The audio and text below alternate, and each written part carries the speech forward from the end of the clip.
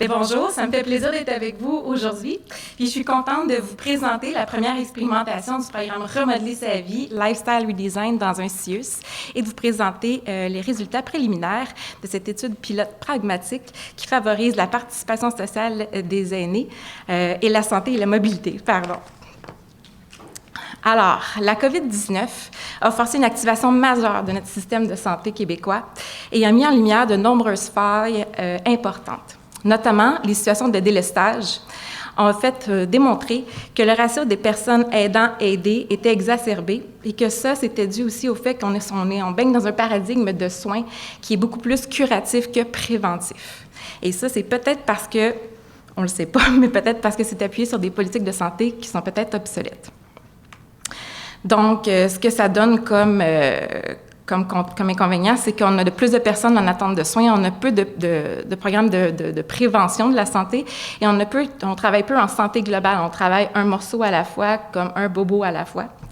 Donc, idéalement, ce qu'il faudrait, ce serait de diminuer le ratio aidant-aidé. Puis pour ça, une des solutions, ça serait d'augmenter l'autonomisation des personnes en leur proposant des programmes de prévention sur la santé, comme le programme Remodeler sa vie que je vais vous présenter dans les prochaines diapositives. Puis ça ici, bien, plus qu'on augmente le nombre de programmes de prévention, plus qu'on va pouvoir documenter les interventions sur la santé globale et leurs retombées. Alors, voici un modèle conceptuel qui est de Fujirolas, qui propose comme quoi que la participation sociale est un vecteur de santé, est un indicateur déterminant pour la santé et qu'il dit aussi que le développement humain se fait de la conception jusqu'à la mort. Et je vous ai mis une flèche de continuum puisque SPS, c'est pour une situation de participation sociale optimale et puis SH, c'est une situation de handicap. Donc, pour dire que, ultimement, le modèle, ce qu'il dit, c'est que l'intégrité d'un être est façonnée sur un continuum de déficience par ses expériences, ses habitudes de vie en fonction de ses facteurs personnels et du contexte environnemental dans lequel il évolue. Ce que ça veut dire, ultimement, c'est que qui je suis, si j'ai pas trop de déficience puis que j'évolue pas dans un contexte qui est délétère, ben ça fait en sorte que normalement je devrais être habilitée ou à participer socialement, ou aller plus dans la société et contribuer à mon entourage. Donc, le programme Remodeler sa vie, c'est un programme multidimensionnel d'ergothérapie préventive qui offre des interventions de groupe et individuelles échelonnées sur 26 semaines. Et l'approche, c'est centré sur la personne. Donc, on centre sur les besoins de la personne, sur les caractéristiques et on aide les personnes à trouver des objectifs qui ont du sens pour elles. Et le programme mise sur l'auto-analyse occupationnelle et l'engagement des participants envers eux-mêmes pour pouvoir avoir un processus de changement. Donc, l'étude sur laquelle je me penche, moi, pour mon mémoire, c'est une étude des pilotes pragmatiques. Pourquoi elle est pragmatique? C'est parce que c'est la première fois qu'elle est donnée par des personnes cliniciennes et non pas par des personnes chercheurs. Et elle est multidimensionnelle parce que les thématiques qui sont abordées, ils couvrent plusieurs dimensions de la santé, autant comme les hormones, le vieillissement et la sexualité, que comment utiliser les systèmes de santé et les services sociaux, comment utiliser les moyens de transport dans la société. Alors, le programme Remodeler sa vie s'insère comme, voici le modèle de participation, la taxonomie de la participation sociale de Mylène Levasseur. Donc, il vient vraiment travailler sur la personne en interaction avec les autres et la personne qui va pouvoir après ça utiliser ses habitudes de vie dans la communauté. Donc, à 3 échelons pour la participation sociale. Les objectifs de l'étude, c'est la première, de documenter les résultats probants de l'expérimentation de Remodeler sa vie et dans un CIUS. Le deuxième, explorer les effets de ce programme par la participation sociale de la santé, la mobilité et la participation sociale des aînés. Je suis vraiment désolée, je ne peux pas faire autrement.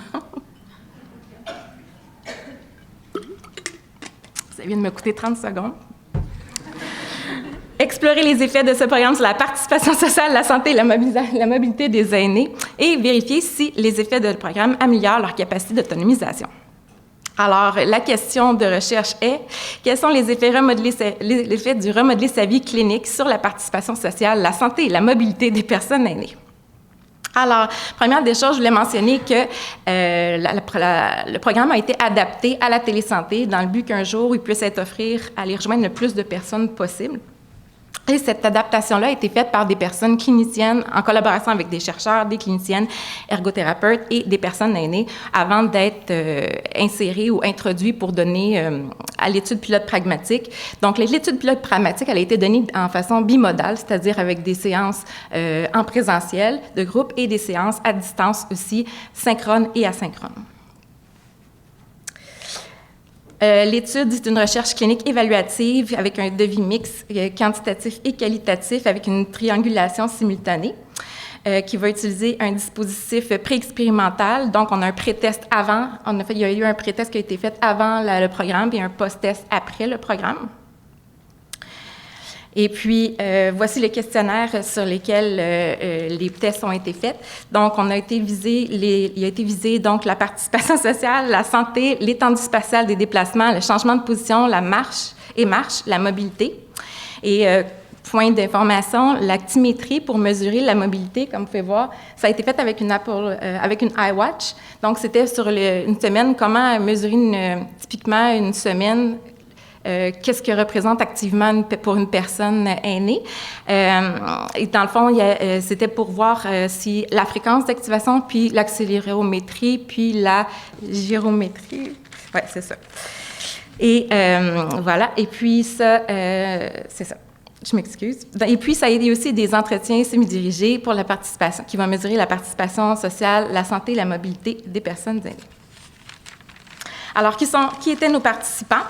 Alors, c'était 16 personnes aînées qui provenaient de 2 résidences qui ont été ciblées préalablement, qui ont été réparties non aléatoirement dans 2 groupes. Et l'âge médian de nos personnes participantes était de 83 ans, avec un intervalle semi-interquartile de 5,2. Voilà. Je voulais mentionner aussi que les travaux antérieurs, basés sur des travaux antérieurs, ça a été démontré qu'une taille d'échantillon de 16 personnes permet de détecter une taille de l'effet minimale de 0,75 pour la mesure de participation sociale en fonction d'un test T bilatéral. Oups, j'ai pas pesé sur... je m'excuse. Pour un test T bilatéral, pour donner pairées selon une puissance de 80 et une erreur alpha de 0,5 J'avais besoin de ces notes-là pour ça. Voilà. Alors, pour ce qui est des résultats préliminaires, la participation sociale, ça s'en vient. On a ici fait des tests T pour la santé, l'étendue spatiale des déplacements et le changement de position. Et malheureusement, jusqu'à présent, les tests ne seront pas significatifs. Donc, on n'a pas un P significatif. Comme on peut voir, la variation est vraiment pas très significative. Une des raisons, par contre, j'aimerais apporter votre attention sur la dernière colonne, qui est le TOG, le changement de position et de marche. Nos personnes aînées, que je rappelle qui avaient un âge médian de 83 ans, ont scoré de 10,9 en T1, en test 1, et en post-test 9,8 en T2, ce qui veut dire qu'on avait un groupe de personnes âgées qui correspond normalement à ce test-là pour une échelle de 60 à 69 ans, donc 20 ans plus jeune que ce que normalement la capacité du test dit que tu es en santé. Donc, ça en avait des participants qui étaient quand même très, très en santé. Peut-être que le volet qualitatif qui va nous permettre d'aller chercher des résultats plus en profondeur va pouvoir nous révéler davantage sur qu'est-ce qui fait que le programme Remodeler sa vie, qui a fait ses preuves auparavant, comme quoi que c'est un programme qui fonctionne et qu'on a des belles retombées avec. Donc, je vous ai ressorti, selon l'analyse thématique que je suis en train de faire, du codage qui n'est pas terminé, des thèmes qui ressortent et des témoignages des personnes. Donc, une des personnes disait sous l'appréciation du soutien personnalisé des ergothérapeutes. Donc, l'ergothérapeute m'a aussi aidé à prendre des décisions pour le futur si j'avais des projets. Elle m'encourageait à les faire. Les visites à la maison, c'est plus personnel et c'est important. Il y avait une autre personne qui disait, concernant de sortir de son bain, qu'elle disait qu'avant ça, la visite de l'ergothérapeute, je débarquais à l'aide de la barre de serviette, mais c'était pas solide. Tandis qu'avec la barre adaptée, c'est plus sécuritaire. Un autre thème qui ressortait, c'est l'appréciation des contacts sociaux en personne versus en virtuel. Donc, j'aime mieux le contact humain. Quand on avait les réunions en présence, j'aimais mieux ça que la tablette. Et ça, c'est une citation coup de cœur que j'ai eue sur une processus d'auto-analyse occupationnelle.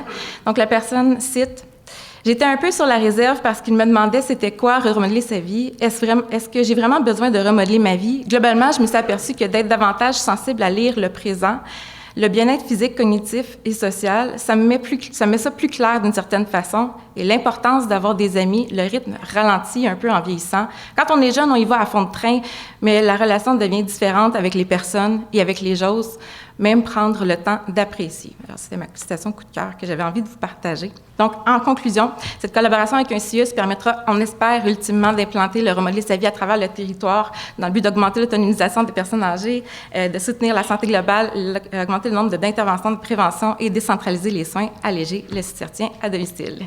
Je vous remercie beaucoup. Et bon matin. Merci.